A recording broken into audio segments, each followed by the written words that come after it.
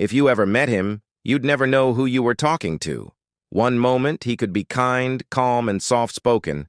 The next, violent, dangerous, and terrifying. But what if neither of those people were truly him? Tonight, we explore one of the most mind-bending psychological cases in history, the real story of Billy Milligan, the man with 24 personalities. It all started in 1977 in Ohio. Police arrested a 22-year-old named Billy Milligan for a series of serious crimes. But when they interrogated him, something strange happened. His voice, his posture, his entire personality would shift right before their eyes. One minute he was polite and gentle, the next, cold and aggressive.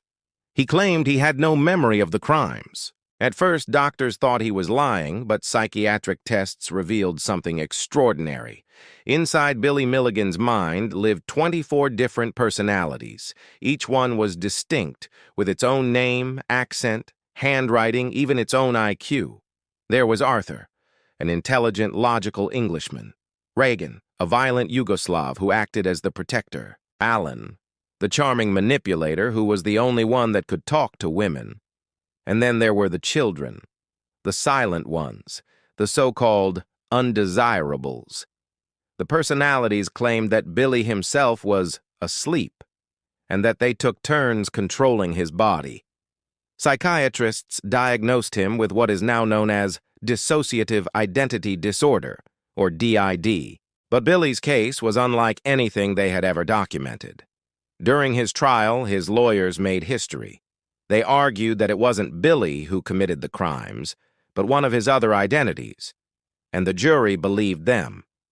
Billy Milligan became the first person in U.S. history found not guilty by reason of multiple personalities, but the story doesn't end there.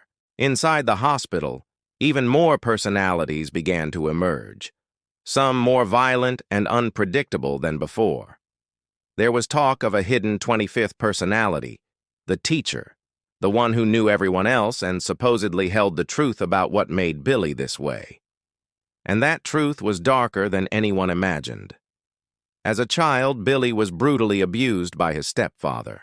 His mind shattered into fragments as a way to survive the trauma. Each fragment became someone new, someone who could endure what Billy could not. Years later, Billy was released. He gave interviews, painted surreal portraits of his inner family, and then vanished from public life.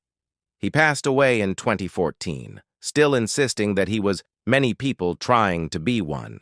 His case remains one of psychology's deepest mysteries, a story of pain, identity, and the mind's desperate power to protect itself. So, here's the question.